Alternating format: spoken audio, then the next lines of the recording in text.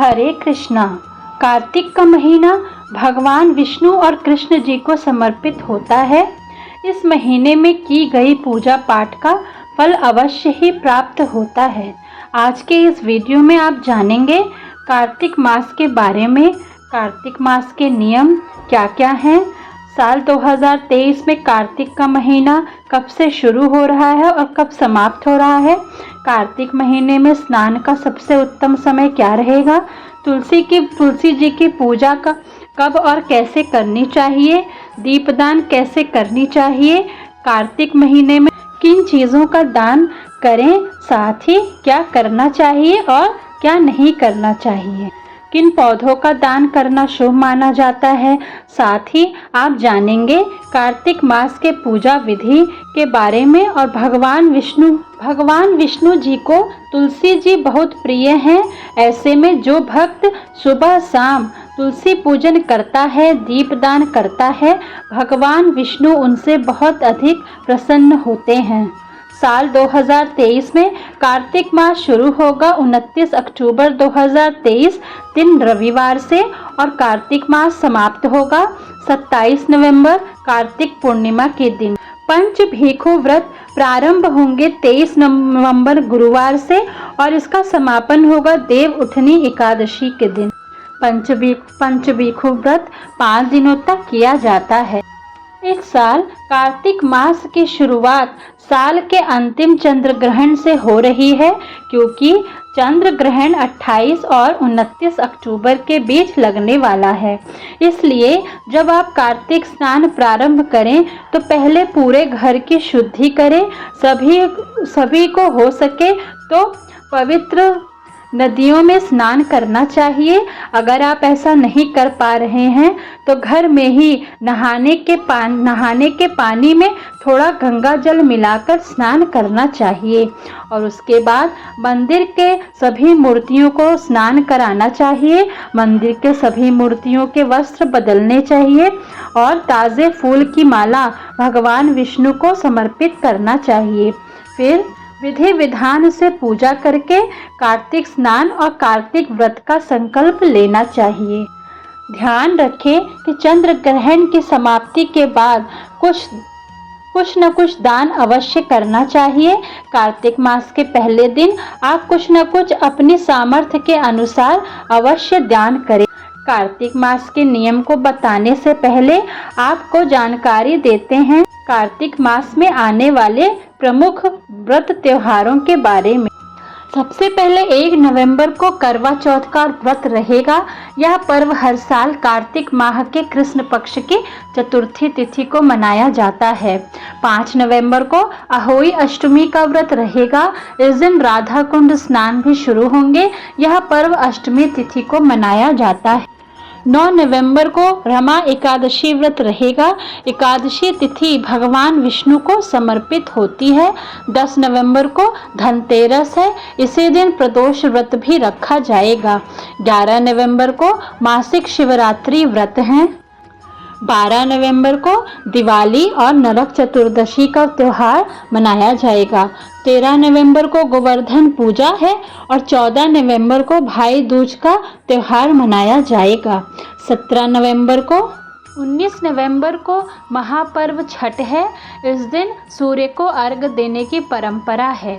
20 नवंबर को गोपाष्टमी है और 23 नवंबर को देव उठनी एकादशी है और 24 नवंबर को तुलसी विवाह किया जाएगा। 23 नवंबर देवउठनी एकादशी के दिन भी तुलसी विवाह किया जा सकता है। 24 नवंबर को प्रदोष व्रत रखे जाएंगे और 25 नवंबर को बैकुंठ चतुर्दशी का त्यौहार मनाया जाएगा और 26 नवंबर को दिवाली मनाई जाएगी। सनातन धर्म के अनुसार परिवार के प्रत्येक सदस्य को कार्तिक स्नान करना चाहिए और ब्रह्म मुहूर्त में स्नान करना चाहिए। सूर्य देवता को अर्घ्य देना चाहिए। परंतु यदि सब लोग स्नान ना कर पाएं तो परिवार में कोई एक स्नान करने का संकल्प ले सकता है। जिस प्रकार युगों में सतयुग, नदियों में गंगा जी और तीर्थ स्थल में बद्रीनाथ सबसे पवित्र माने जाते हैं, उसी प्रकार महीनों में कार्तिक मास का अपने आप में बहुत बड़ा महत्व है।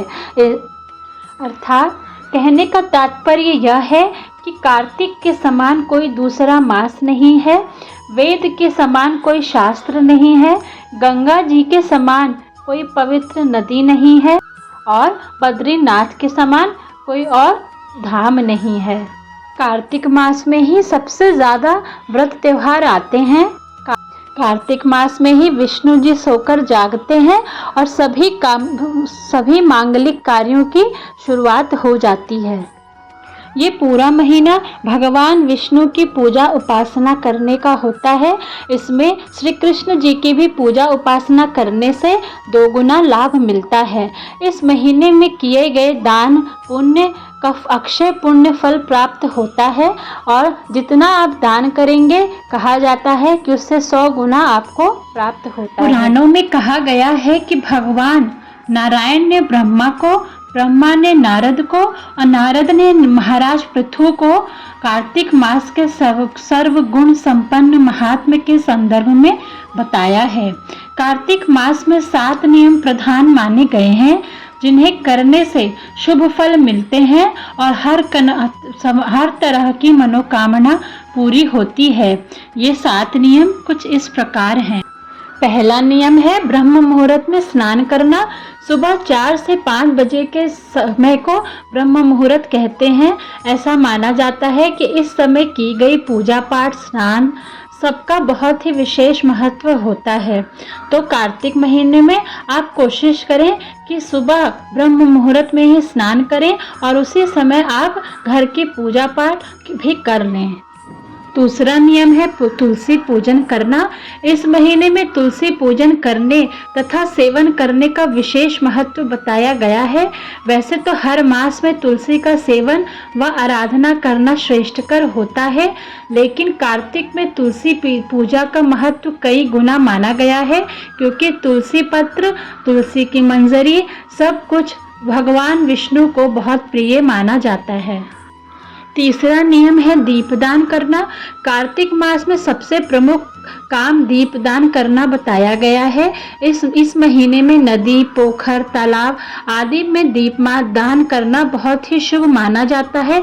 कहा जाता है कि शुभ वृक्षों में जैसे पीपल, बरगद, आंवला, बेलपत्र के नीचे अगर सायंकाल में दीपदान किया जाए तो उसका 100 गुना फल प्राप्त हमें होता है।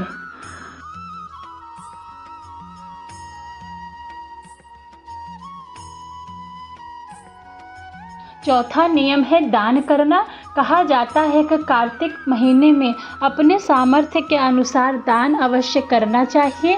इस दिन संतों, ब्राह्मणों और जिनको भी किसी चीज़ की आवश्यकता है, अगर आप अपने सामर्थ्य के अनुसार उनको दान करेंगे तो इसका आपको 100 गुना फल प्राप्त होगा। 5वां नियम है भूमि पर सोना। भूमि पर सोना कार्तिक मास का 5वां प्रमुख नियम माना गया है। भूमि पर सोने से मन में सात्विकता का भाव आता है तथा अन्य विकार भी समाप्त हो जाते हैं और हमें महसूस होता है कि हम ज़मीन से जुड़े हुए हैं। 6वां नियम जो है वो है ब्रह्मचर्य का पालन करना। कार्तिक माह में पूजा, उपासना, दान, अन्य कर्मों में अपना मन लगाना चाहिए। ब्रह्मचर्य का पालन करते हुए पूरा महीना व्यतीत करना चाहिए।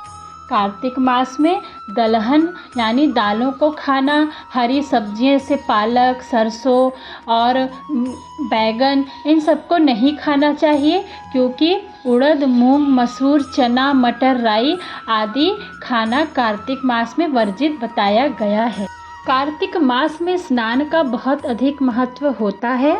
मासानां कार्तिकः श्रेष्ठो देवानां मधुसूदन तीर्थम नारायण नख्यम हि तृतीयम दुर्लभम कलौ अर्थात स्कंद पुराण में लिखे इस श्लोक के अनुसार भगवान विष्णु और विष्णु तीर्थ के समान ही कार्तिक माह भी श्रेष्ठ और दुर्लभ है।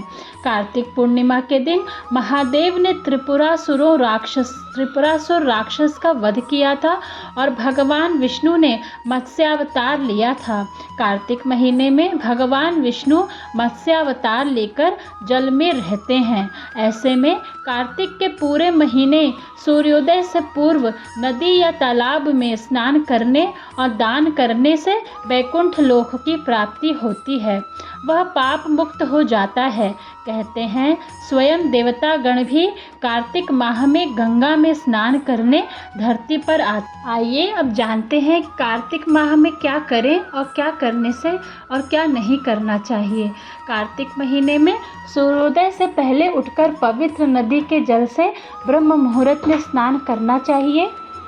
किसी पवित्र नदी में भी आप स्नान कर सकते हैं, इससे मोक्ष की प्राप्ति होती है। खाली पेट पानी के साथ तुलसी के कुछ पत्ते खाने चाहिए। मान्यता है इससे साल भर बीमारियों से राहत मिलती है। कार्तिक के महीने में रोजाना तुलसी के नीचे घी का दीपक जलाना चाहिए और परिक्रमा करनी चाहिए। इससे धन लक्ष्मी प्रसन्न होती हैं। कार्तिक माह में दिया गया दान जैसे अन्न, ऊनी वस्त्र, तिल, दीपदान, आंवला दान करने से हर तरफ से लक्ष्मी की कृपा मिलती है। इस महीने में मूली, कंद, गाजर, कराड़ू, शकरकंद खाना सेहत के लिए अच्छा माना जाता है। इससे व्यक्ति निरोगी रहता है। कार्तिक के महीने में शरद ऋतु शुरू होती है। दो बदलते मौसम के बीच का समय होने से इन दिनों सेहत संबंधी परेशानियां भी होने लगती हैं। ऐसे में कार्तिक महीने के दौरान बैगन, मट्ठा, करेला, दही, जीरा, फलियां और दालें नहीं खानी चाहिए। कार्तिक के महीने में श्री हरि जल में निवास करते हैं, इसलिए भूल कर भी मछली या फिर अन्य प्रकार की तामसिक चीज़ें ग्रहण ना करें। आशा करती हूँ यह वीडियो आपको अच्छा लगा होगा। वीडियो अच्छा लगा हो तो इसे लाइक करें, सब्सक्राइब करें।